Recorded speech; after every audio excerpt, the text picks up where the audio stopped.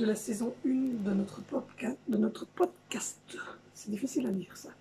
Donc du coup aujourd'hui le podcast s'intitule Cette vie et l'autre. On se retrouve tout de suite après le générique. Donc voilà, j'espère que ce nouveau format de vidéo va vous convenir, que l'éclairage et le son et le petit décor derrière que vous entendez, c'est mon aquarium qui évidemment tourne.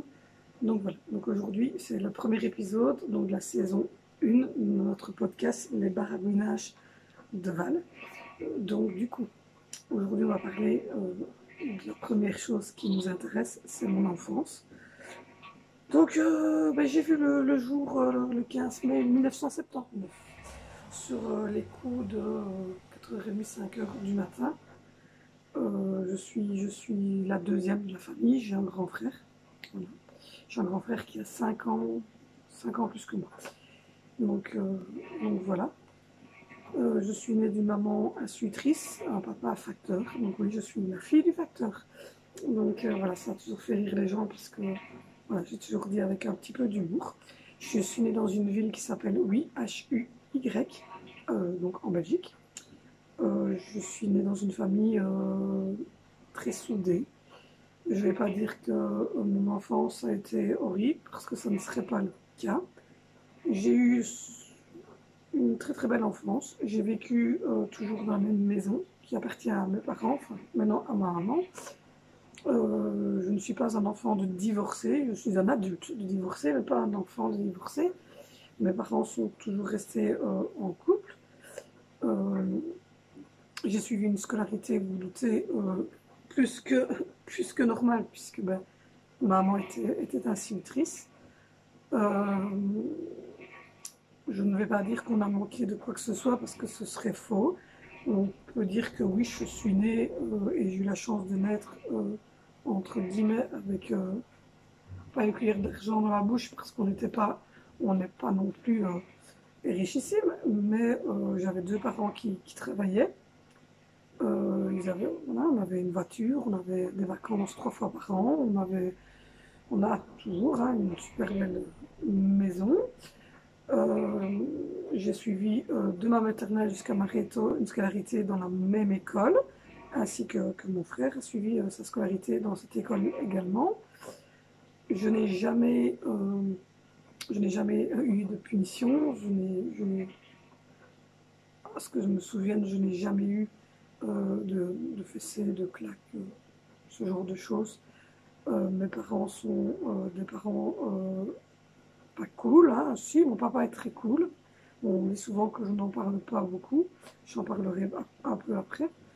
On a toujours, je pense qu'on nous a toujours appris à être respectueux vis-à-vis des adultes, vis-à-vis des instituteurs, des institutrices. On nous a toujours appris à laisser notre place à la caisse si c'était une vieille personne ou une femme enceinte ou une personne en handicap.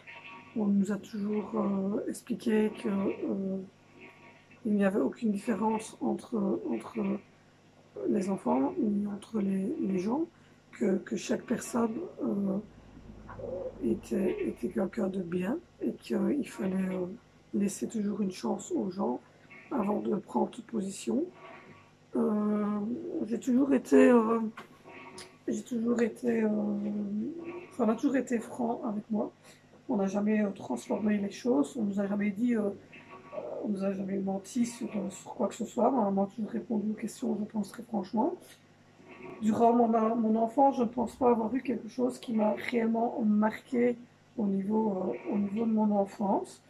Je garde de très bons souvenirs de mes 3 années de maternelle. C'est un peu compliqué parce que je me souviens que de la dernière et de mes 6 primaires, enfin 7 primaires puisque j'ai doublé ma 5e. J'ai toujours eu des amis. Évidemment, ma maman était institutrice dans ces écoles et donc j'étais très amie avec les enfants des autres instituteurs. C'est là que j'ai rencontré d'ailleurs ma meilleure amie, avec qui je suis toujours bien et bien en contact.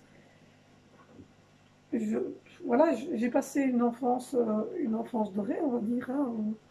j'ai pas eu de gros soucis. J'ai perdu mes deux grands-pères. Le premier, de mon côté maternel, je ne m'en souviens pas.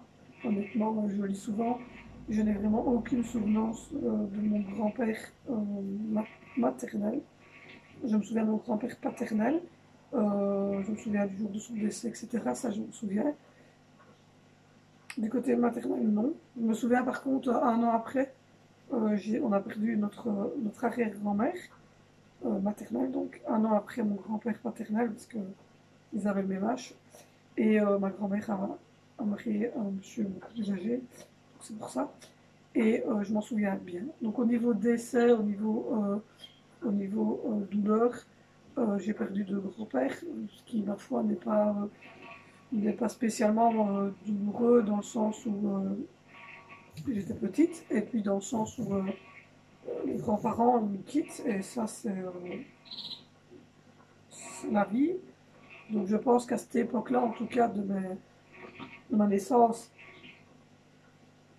excusez-moi, je serai très enrhumée, de ma naissance à mes 12 ans, je n'ai pas vécu de grands drames.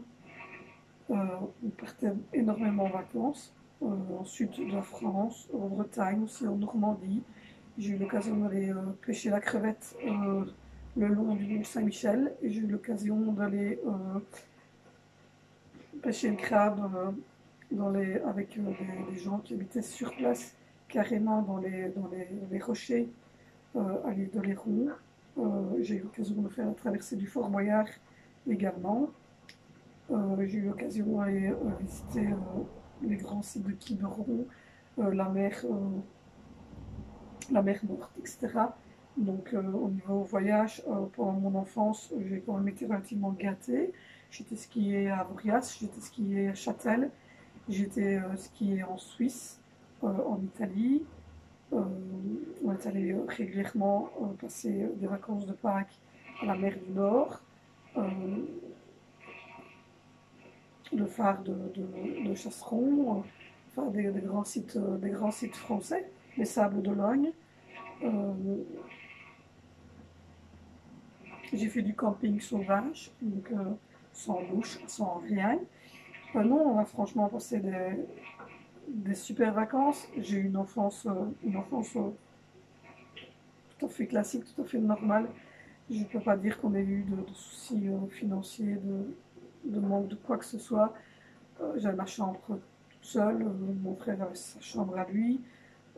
On avait tout ce qu'il fallait pour boire, pour manger, pour s'habiller. J'étais toujours habillée avec les habits la dernière mode. J'ai suivi vraiment une scolarité tout à fait ordinaire. J'ai loupé ma 5e primaire et j'ai refait ma 5e primaire avec ma maman. Donc elle m'a fait doubler parce que j'étais limite. Et comme c'était pas elle qui faisait la 5e primaire cette année-là et qu'elle voulait m'avoir puisqu'elle avait eu mon frère, elle m'a fait doubler pour que je puisse recommencer ma 5e primaire avec elle et que je puisse être dans la classe de ce qui est devenu ma meilleure amie et qui est toujours à l'heure actuelle quelqu'un que j'apprécie énormément, et je pense que si elle regarde ce podcast, elle se reconnaîtra. J'ai fait ma petite communion, j'ai fait ma grande communion et j'ai fait ma confirmation. Alors le sujet du catholicisme, on en parlera dans un autre podcast, mais il nous semble que vous êtes famille catholique, ou peut-être, oui, mais en tout cas pas du tout pratiquante, et voilà, il n'y a pas des croix partout chez moi. Je ne vais pas à la messe le dimanche, et je ne crois pas que Dieu soit la solution à toute la misère du monde. À l'époque déjà, je ne le pensais pas, mais voilà, j'étais éduquée dans cette vie traditionnelle. Les Noëls ont toujours été des Noëls magnifiques. On a toujours eu énormément de cadeaux sous le sapin. On a toujours fêté Noël chez maman. On a toujours fêté les anniversaires, et on les fait toujours. On a toujours fait les Saint-Nicolas, et maintenant on les fait pour mes enfants. On a toujours fait Pâques, on a toujours mangé d'une manière saine. Je pense que je reproduis de toute façon avec mes enfants. Si je dois me dire la chose qui m'a le plus marqué négativement et positivement dans mon enfance, On va commencer par négativement. Je pense que la chose qui m'a posé, ouais, qui m'a été le plus négatif dans mon enfance,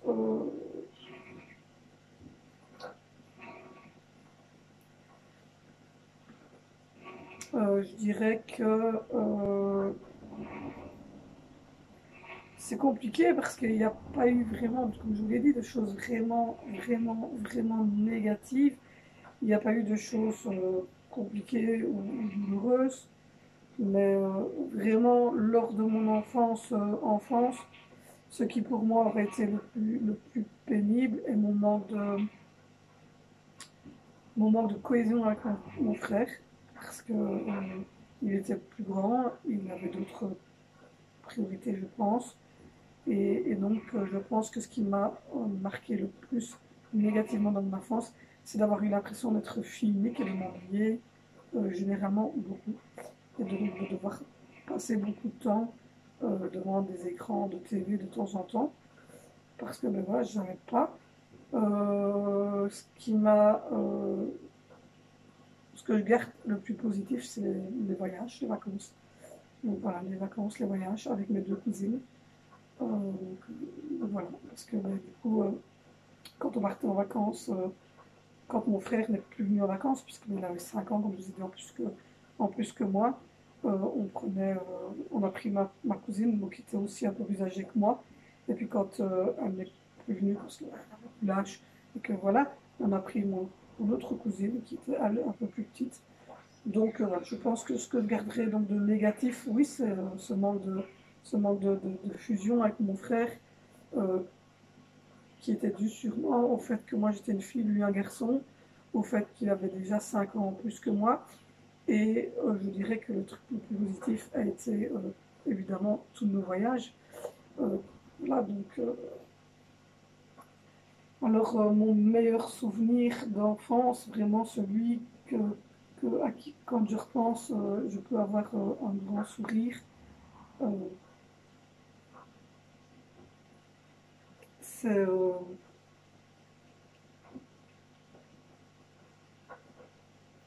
je pense que c'est en général, c'est tous les Noëls, les Saint-Nicolas, etc. Ça reste des très bons souvenirs. Mes communions, la communion de mon frère, tout ça reste ancré un petit peu dans ma mémoire. Mais en tout cas, je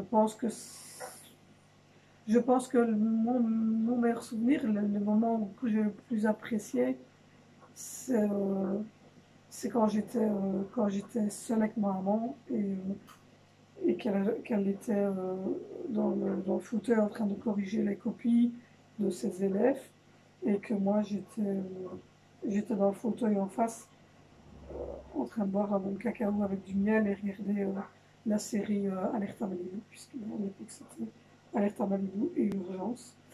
Et, et voilà, je pense que c'est ces soirées où ben, mon papa se couchait tôt parce qu'il était facteur, donc il se levait à 2h30, 3h du matin.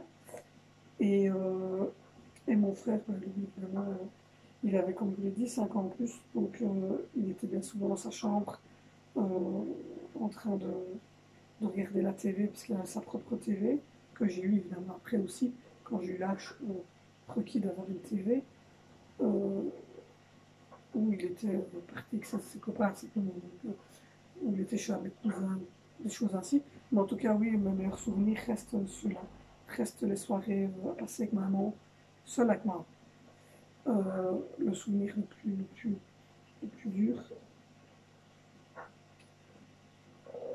je dis le souvenir qui m'a vraiment touché et qui m'attriste encore à l'heure actuelle, ben, je pense que ça reste,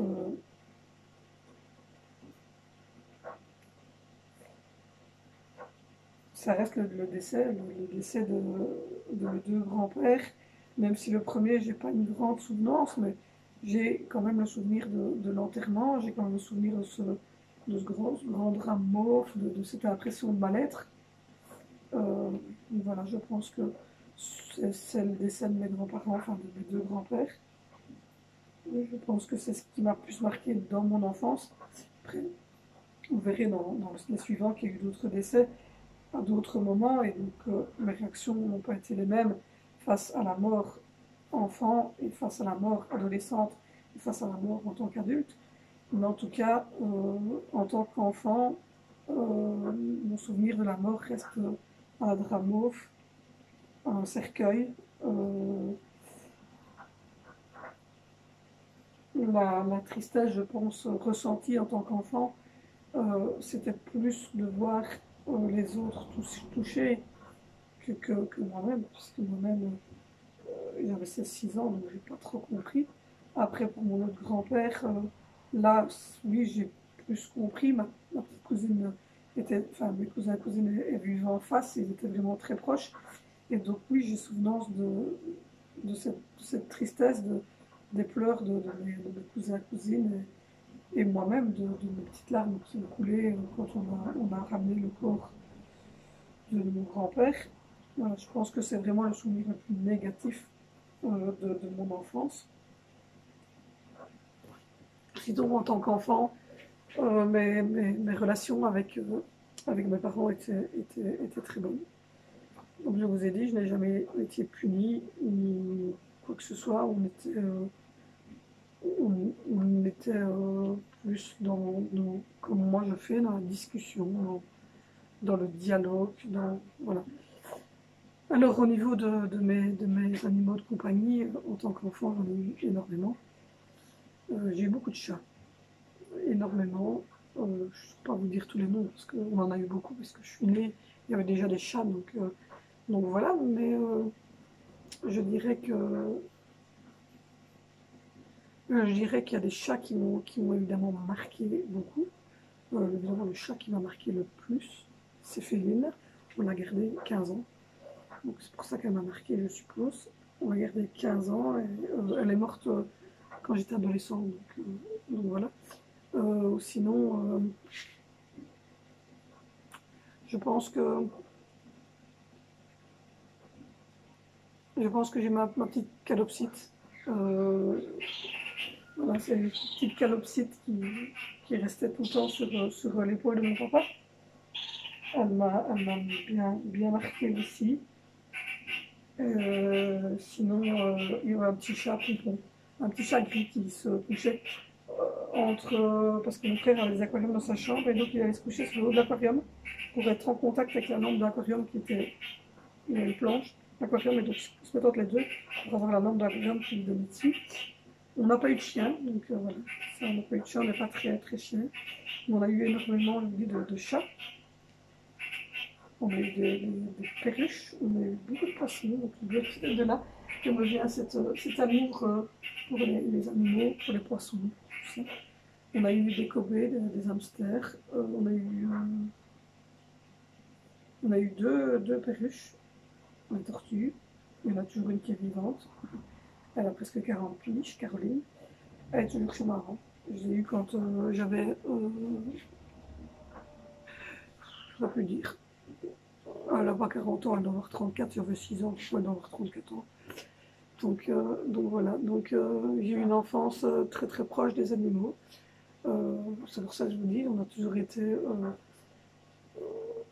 élevés dans le respect même des animaux, même de tout ça.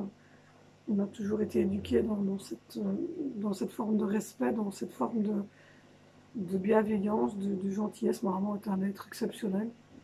C'est un être exceptionnel, ma maman. Elle est gentille, même de trop de temps en temps, je pense.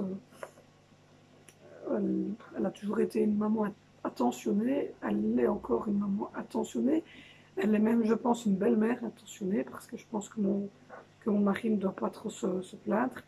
Et elle est, d'ailleurs, mon ex-mari, j'en parlerai dans une prochaine, dans d'autres vidéos, quand il me croise, il me dit encore bien bonjour, et il me demande encore des nouvelles de ma maman et de mon papa. Donc voilà, je pense que voilà, et maintenant ma maman est devenue une grand-mère, et une grand-mère donc très attentionnée. Donc voilà. Donc du coup, Je vous dis, j'ai toujours été très heureuse en tant qu'enfant. Je n'ai pas trop à me plaindre d'ailleurs. Voilà. J'ai pas à me plaindre, j'ai pas de choses vraiment horribles de mon enfance. Je ne peux pas dire que j'ai eu une enfance pénible.